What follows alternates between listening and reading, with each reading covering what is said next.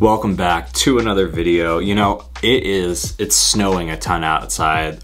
If this is your first time watching this channel, my name is Stephen Foster. I live in the Pacific Northwest now. Formerly lived many years in California. Actually all 30 years of my life in California. But yeah, right now we have what looks to be a foot of snow building up outside. It's been snowing nonstop for about the last 24 hours here. It's a lot. So kind of while we're inside, it's a little bit harder to shoot, get outdoors. I thought, you know, let's take on a photography challenge. And as I thought about that, I looked down, I saw the Pixel 4a. Now, I haven't made a video about the Pixel 4a in a while. As you guys know, if you've been watching any of my videos on this channel recently, I've been shooting a lot with the iPhone 12 Pro Max. I actually have several more videos that I'm working on, both including the Moment lenses, Polar Pro's Light Chaser Pro, and just some other tips and tricks for shooting on that iOS system. But today, I really wanted to pick up the Pixel 4a and try something that I think anytime you're stuck at home, you can always do to challenge yourself, and that's product photography. What I wanted to share with you guys are a few shots that I took with the Pixel 4a to try to kind of tell a story or a narrative and get some really high quality product photography shots. I think product photography, at least for me, is one of my favorite types of photography to do, along with landscape and portraiture. But the great part about product photography is you don't need to have anyone else. If I can't get outside because of the weather, to shoot a landscape, or if I'm unable to link up with someone to take a portrait, I can always do product photography.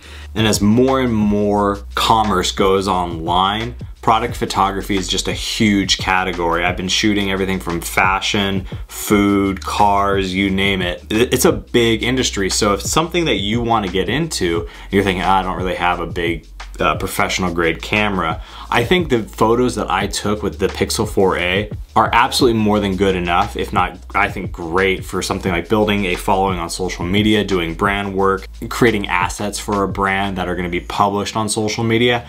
I think the Pixel 4a, especially at its price point, is just really hard to beat. So let's just dive into it. Let's take a look at some of the photos I took here with the Pixel 4a. Right off the bat, I'm gonna pull this first shot up. This is what we're shooting today. These zipper pulls that Peter McKinnon dropped recently are super rad. I like this product idea a lot, so I figured why not shoot them kind of for fun and see really how the Pixel 4a does with a very small product. I'm not using any additional lenses like a macro lens or anything. I am shooting in raw DNG out of the Pixel and then uploading that to Lightroom, doing all my edits in Lightroom. So these are color graded. I have done some color work on them and some light work on them. These were all made with the Pixel 4a, edited on the Pixel 4a in Lightroom, which is pretty cool. Let me show you the setting that I'm working with here, because I think the setting is really important. I'm shooting this in my living room with a west-facing wall. There's a lot of light, big windows there, and I'm just shooting on top of a stool from one of my kitchen counters, which is super easy. I do have a little aperture light, but I actually ended up not using it. I kind of like just the natural omnidirectional sort of light, soft light that I was getting from this living room window here. And I kind of wanted to go with like a pirate theme. I think whenever you're shooting product photography, you want to tell a story. I usually like to go out there and see what are other people doing, and is there anything that I feel like is being missed for this particular story of this product. And I think if you go search in sort of this drop, well-crafted product category that's around EDC and everything, you'll find a lot of dark images, really just moody, and tells a certain part of the story. And I think there's so many people out there on the internet doing great product photography of EDC gear, stuff like this, with that moody look. I wanted to take it in a different direction, and I thought, you know, I have this Calthea plant here, this fiddle-leaf fig, some other greenery. Why not try to shoot something more like jungle, like Pirates of the Caribbean almost kind of vibe? And so yeah, I figured why not bring some of that green into it that you don't normally see, and see what we can do. But this is it. This is just my setting. I'm not in some big studio. I'm in my house. I'm just grabbing some plants that my wife and I have decorating our house. That's our scene. That is our setting. It doesn't take a lot. It doesn't take a lot, but the combination of the light, the wood textures, and then that greenery is really what's gonna build this look for us. So that's something to keep in mind. So as I started working through this set, the first shot that I pulled up is this shot of the gold zip pull. Right away, this shot was originally just way too sharp for me. I ended up pulling the clarity tool back a little bit on the leaf and then sort of masking out the pull along with the metal piece. I've said this a few times now talking about mobile photography. I do think mobile photography today is just a little too sharp and it feels like a little too detailed, and I understand that that's like a sign of quality, but for me and for my photography, I do like it a little more dreamier, a little bit smoother, so I pulled back that clarity tool and then I changed up the colors. I try to bring down the blacks to make sure there's some contrast there, but not too much. This first one, just feeling it out, I kind of liked it. I actually wiped down the leaves too, just to kind of give it more of that glossy look. You'll see that there's like some wetness to it, so it actually feels kind of like, hey, we're out in the jungle a little bit. And overall, this shot is pretty good. Everything that I want from the pull is in focus. The subject level focus on the pixel is really good, and as you can see, the light looks great because we have great light. Yeah, overall, I'm really happy with this one. Moving over to the bronze pull. I wanted to try to find ways to pair and match some of the colors. And as I looked at the bronze pull, I thought about the PMV&D filters that I have, specifically the Mist Edition that I had, that if you guys followed me on Instagram about a week ago, it fell off of a cliff into a lake. So I had to scale down this cliff and get my filter back. And I'm glad I did, because it has these scratches now on it and this sort of gnarled look to it that is really, you know, it looks well worn. I like that, that's good stuff. So wanted to put the bronze pull next to that and sort of capture some of that grit from the filter.